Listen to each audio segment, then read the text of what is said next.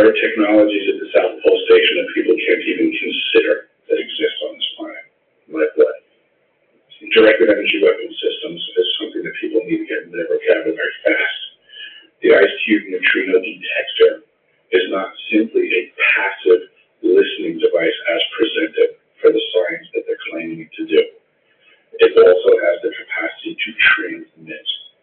There are embedded in the ice what are called digital optical module DOMs. They're about the size of a basketball. The array embedded in the ice is 1 kilometer by 1 kilometer by 1 kilometer. It is the world's largest telescope. And now, because we have proven that it can transmit, it's the world's largest directed energy weapon system. It is responsible for the earthquakes in Christchurch, New Zealand in 2011 on the front end of the year. How do you know for a fact that that was responsible for that? Because I was present and I have gone over this with the pertinent people, but I will not be releasing their names. Okay. But I was on the team, let's just say, and I've confirmed this. So I provided documentation from the actual manufacturer specs. So this unit was constructed, operated, and maintained by the University of Wisconsin, and just like every other device on the planet, whether you're driving an M1 Abrams tank or operating the ice cube neutrino detector, there's operators manuals that tell you how things work. Right there in that information, free for everybody to find. I found it myself. I was directed to find it, and I'll put it that way, and release this information. And it states very clearly that each one of these DOMs can transmit at 2,047 volts each. So these are currently the facts of life. How do you know?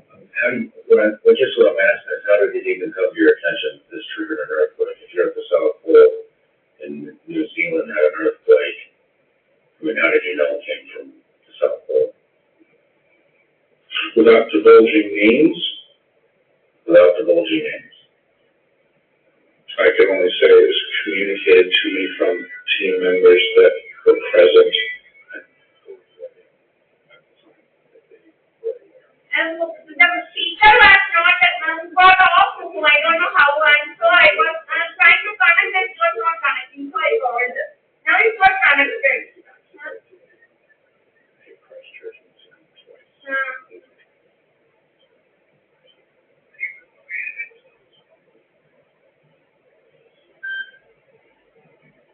That the system is designed for that, and it was just friendly fire. So this is a telescope. That sounds like is it a telescope? Absolutely, it is a neutrino detector, for sure. It can accomplish its primary purpose. It can also transmit and then provide a multifaceted platform for directed energy weapon systems. Do you have any idea how the earthquake was initiated?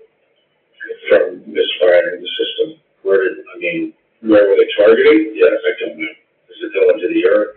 Go into the atmosphere? It could definitely go through the earth. I would consider that it might be able to do stuff in the atmosphere. I haven't heard that statement laid at its feet, but I wouldn't put it past it. I don't want to try to limit the functions of this device by my imagination or experience.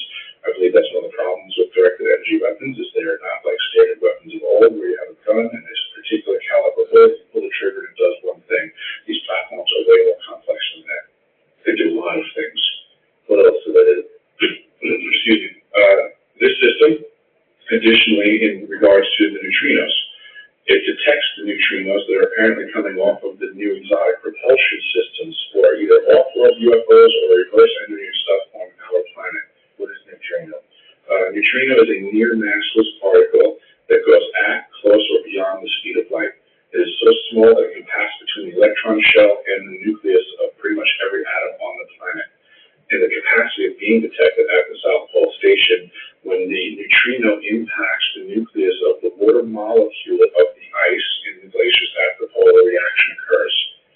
The nucleus and the neutrino become destroyed. A muon is created and injected, and a blue flash of light known as Cherenkov radiation flashes in the ice, and that's what the DOMs, the digital optical modules, are detecting. That's their primary purpose as presented.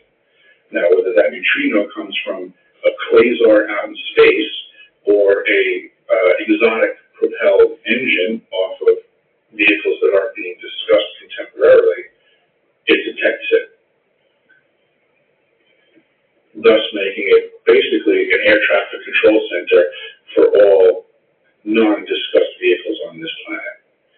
just like we have all the other air traffic on the planet, and it's being completely observed and attended to. There's just another level of craft on this planet and another level of air traffic control tower that exists. This is that facility. Back to tracking neutrinos. What is that? Why are they tracking them? Oh, for the purposes of science, they're claiming that there's a lot to be ascertained by understanding the difference between low power and high power neutrino ejections from cosmic occurrences. It's about that vague. This is what they spend their tax dollars on. Let's talk about what else do they do? The device is also for faster than light communications, quantum entangled communications at great distance. And I guess it was the late 80s or early 90s, Garhi hacked NASA. And he found the list of the off-world space fleet and the captains of the ships respectively.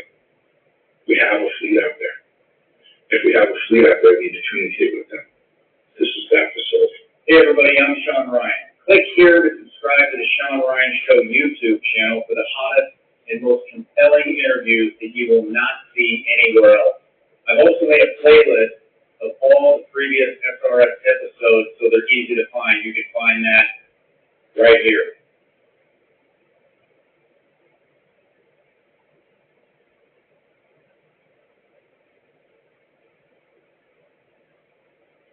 On October 1st, 2013, federal agents entered a public library in San Francisco. They arrested. My name is Kevin Mitnick. Kevin Mitnick hacked into the largest tech companies on the planet. I've successfully compromised all systems that I targeted for unauthorized access except one.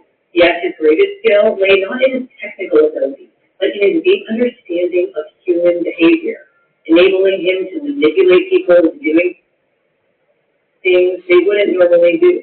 He'd walk into a building he was going to target, pretending to drop off a letter for an employee at the front desk, just so he could take a good look at the staff ID.